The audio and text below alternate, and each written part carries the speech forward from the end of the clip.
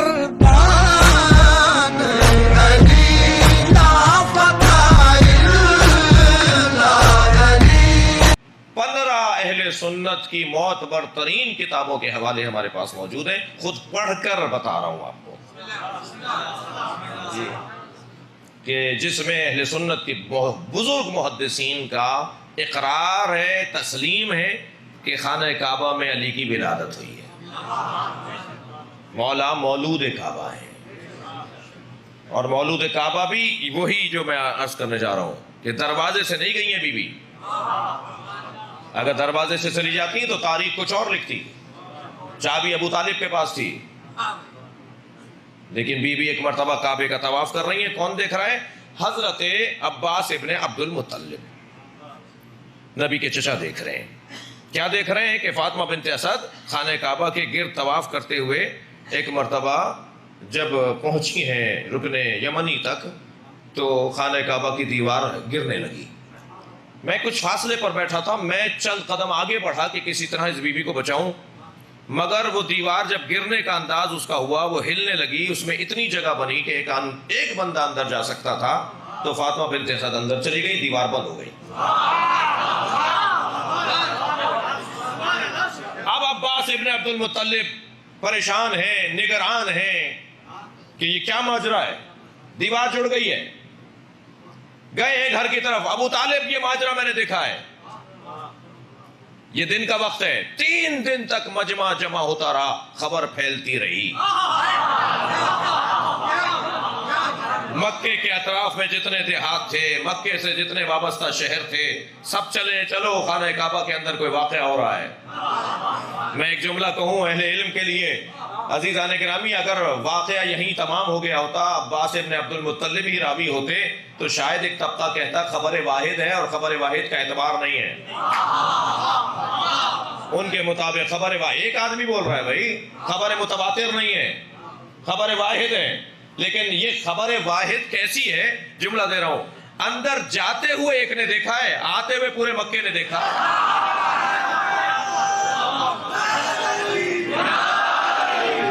سارا مکہ دیکھ رہا ہے بیوی کو باہر آتے ہوئے، غور فرمایا، سارا مکہ دیکھ رہا ہے۔ اور اب جیسے ہی باہر آئے ہیں، مگر اگر آپ تھکے نہیں ہیں تو ایک لمحہ آپ کی توجہ مجھے حوصلہ دے رہی ہے۔ حضرت ابو طالب 3 دن تک تالے کو کھولنے کی کوشش کرتے رہے۔ بھائی یہ سوال کرے گا نا بچہ کہ 3 دن تک تالا کیوں نہیں کھولا؟ چابی تو آپ کے پاس تھی، مگر عجیب بات ہے کہ یہ چابی اثر نہیں کر رہی، چابی اثر نہیں کر رہی۔ تو ایک مرحلہ ایسا بھی آیا کہ نبی برابر میں کھڑے ہیں اور حضرت ابو طالب تالے کو کھول رہے ہیں اور تالا کھولنے، بھائی روزانہ کھولتے تھے، اکثر کھولتے تھے، اب نہیں کھول رہی۔ اسی کو کہتے ہیں نا قدر پروردگار۔ یہی کیسے ہوگا، کیا ہوگا کہ نبی برابر میں کھڑے ہیں، مشرکین مکہ میں سے مجمع پیچھے لگا ہوا ہے، سارے لوگ دیکھ رہے ہیں، اب کھولا دروازہ، جب کھولا دروازہ کہ ایک مرتبہ ایک مشرک کی، ایک مکے کے رہنے والے کی آواز آئی، اے ابو طالب تالا توڑ دیجئے۔ رائے تو ہے ہی، برابر سے نبی کی آواز آئی، چچا تالا وہ توڑتے ہیں جن کا کردار اچھا نہ ہو۔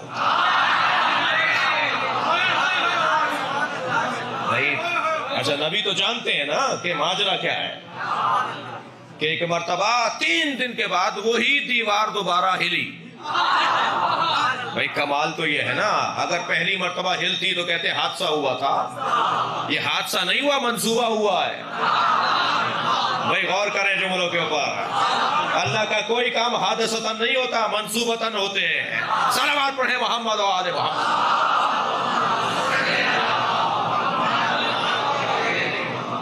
وہی دیوار پھر کھلی اور نبی مکرم کو جناب ابو طالب کی آواز آئی، اے میرے بھتیجے، میرے لال، جاؤ اپنی چچی کو لے کر آؤ۔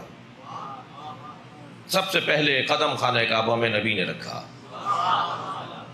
ابھی اعلان نبوت نہیں ہوا ہے بھائی، ابھی اعلان نبوت نہیں ہوا ہے، اعلان نبوت اور ہے، نبوت اور ہے۔ یہ اس وقت کے انسانوں کی نااہلی تھی جو 40 سال کے بعد اعلان کر رہے ہیں۔ میں جملہ ایک اور جگہ کہہ چکا ہوں یا تکرار کر رہا ہوں، ہمارے نبی 40 سال کے بعد نبی نہیں ہوئے، تمہیں آنے میں 40 سال دیر لگی ہے،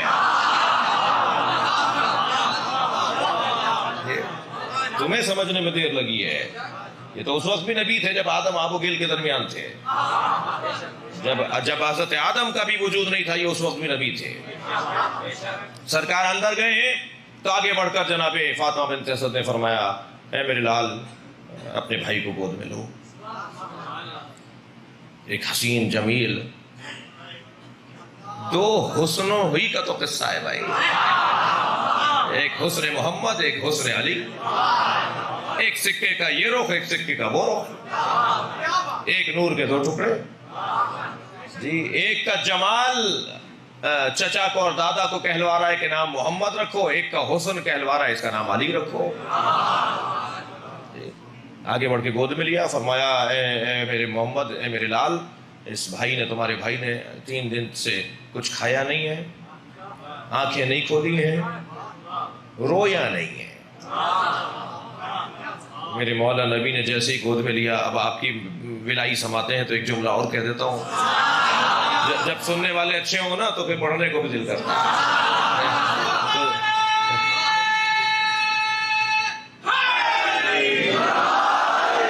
جب نبوت کی گرمی امامت نے پائی، آنکھیں کھول ڈالی، اللہ اکبر، آنکھیں کھول کر نبی کے چہرے کی زیارت کی۔ سب سے پہلا دیدار سرکار کا، سب سے پہلی غذا نبی کا لعاب، فوراً نبی مکرم نے اپنی زبان مولا علی کے منہ میں دے دی۔ علامہ اظہر حسن زیدی کو ذرا ان کی روح کو شاد کروں۔ علامہ اظہر حسن زیدی کہتے ہیں، توجہ چاہوں گا، علامہ اظہر حسن زیدی کہتے ہیں کہ محمد اسے کہتے ہیں جسے دیکھ کر علی کی آنکھیں کھل جائیں۔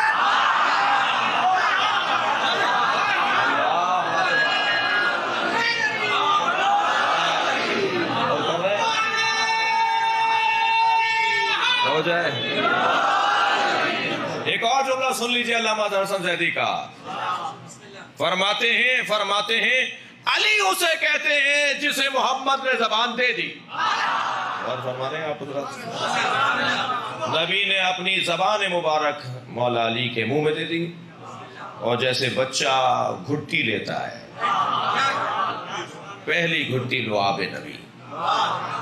ساری زندگی مولا علی نے اس پہ فخر کیا ہے، ساری زندگی فخر کیا ہے، بارہا دہرایا ہے، بارہا اپنی زبان پہ دہرایا ہے، مجھے نبی کے لعاب سے گھٹی ملی ہے، میری دنیا میں پہلی غذا لعاب نبی ہے۔ اللہ اکبر۔ اور فرمایا آپ نے حضرت باہر آئے جناب فاطمہ بنت اسد کے ساتھ نبی مکرم اپنے بھائی کو گود میں لے کر، تو جیسے ہی دروازے پر پہنچے ہیں تو حضرت ابو طالب نے مبارکباد دی اور کہا فاطمہ مجمع لگا ہوا ہے، اب آپ تصور وہیں رہیے، اپنا ذہن وہیں رکھیے، مجمع مکے کے اندر تمام اطراف کا مکے کا مجمع، ہزاروں کی تعداد میں لوگ موجود ہیں، خانہ کعبہ کے دروازے پہ بی بی کھڑی ہوئی ہیں اور نبی باپ اپنی پھوپھی اپنی چچی کے برابر میں کھڑے ہیں، اپنی ماں بھی کہا ہے انہیں، فرمایا میری ماں تو بچپن میں مر گئی تھی، مجھے انہوں نے پالا ہے۔ جناب فاطمہ بنت اسد مولا علی کی ماں کو اپنی ماں کہا ہے۔ ابو طالب ایک جانب کھڑے ہیں، نبی مکرم ایک جانب کھڑے ہیں، بیچ میں جناب فاطمہ بنت اسد کھڑی ہیں۔ حضرت سے آواز دے کر کہا ذرا بتاؤ کعبے میں ہوا کیا ہے؟ تو اب آپ نے جو ولادت کا حال سنایا ہے وہ میں اس وقت آپ سے اجازت چاہ رہا ہوں کہ کسی اور موقع پر پورا خطبہ ہے سیدہ فاطمہ بنت اسد کا کہ خانہ کعبہ میں ہوا کیا۔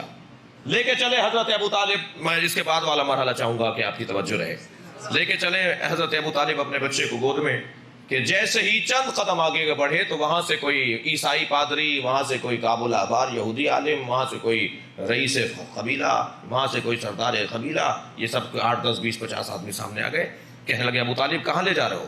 مکے کا تو دستور ہے جب کوئی بچہ دنیا میں آتا ہے تو یہ سامنے پتھر کی طرف اشارہ کیا، اس پتھر پر لٹا دیتے ہیں، اگر یہ حلال رستے سے آتا ہے تو بھی طے ہو جاتا ہے، اور اگر یہ غلط رستے سے آیا ہوتا ہے تب بھی طے ہو جاتا ہے۔ دستور یہ تھا کہ بچے کو لٹا دیتے تھے، جب بھی مکے میں کوئی بچہ پیدا ہوتا تھا اسے لے جا کے اس پتھر پہ لٹا دیتے تھے، ایک اژدہا نکل کر آتا تھا،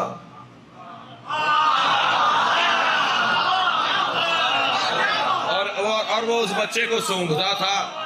اگر بچے کو تکلیف پہنچاتا جاتا تھا تو لوگ ماں باپ کی مذمت کرتے تھے, اور بچے کو اگر وہ تکلیف دیے بغیر چلا جاتا تھا تو لوگ ماں باپ کی تعریف کرتے تھے. حضرت, اب جملہ آپ کی سماعت کے حوالے کر رہا ہوں, حضرت ابو طالب کو کیا اس طرح آپ کے نہ لٹائیں؟ جا کے لٹا دیا حضرت ابو طالب نے اس پتھر پر. اب وہ اژدہا چل کر آیا, توجہ چاہوں گا, وہ اژدہا چل کر آیا, جیسے ہی اس نے مولا پر پھن پھیلایا, میرے مولا نے ننھا سے ہاتھ اٹھا کر اس کے ایک منہ کی ایک جانب پکڑا, اس کا گال پکڑا, دوسرا ہاتھ بلند کیا, اس کا دوسرا گال پکڑا اور اسے پھاڑ ڈالا.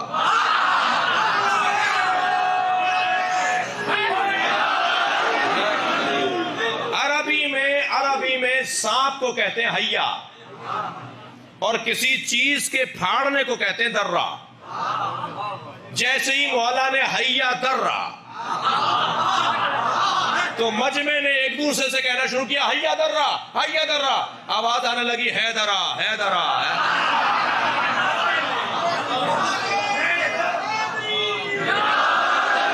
حیدر کہتے ہی اسے ہیں جس نے حیا کو درہ, جس نے سانپ کو پھاڑ ڈالا. بھائی میں ایسے تو آپ کو جانے نہیں دوں گا آج. آگے بڑھ کر بڑی پیار سے آنکھوں میں آنسو بھر کے عشق شوق حضرت ابو طالب نے اپنے بچے کو اٹھایا. سانپ پڑا پڑا, ایک اژدہا بہت بڑا جسے پھاڑ ڈالا علی نے گہوارے میں. عشق شوق آنکھوں میں بھر کے ابو طالب نے سینے سے لگایا, رخساروں کا بوسہ لیا, لبوں کا بوسہ لیا. ابو طالب نے اپنے بچے علی کے پیشانی کا بوسہ لیا, چل کے جانے لگے. پھر وہی لوگ نکل کے سامنے آ گئے. کہاں جا رہے ہو؟ حضرت ابو طالب نے کہا تم نے کہا تھا لٹا دو, میں نے لٹا دیا. کہا اس نے پیمانہ توڑ دیا. بھائی میری آج کے بیان کا حاصل مطلب ہے اس نے کسوٹی توڑ دی. آج کے بعد کیسے طے کریں گے کون حلالی ہے؟ برابر سے نبی کی آواز آئی, چچا کہہ دیجئے آج کے بعد یہی کسوٹی ہے. جس کے دل میں علی کی محبت ہوگی وہ حلالی ہے. دنیا عین علی کا مقابلہ نہیں کر سکتی.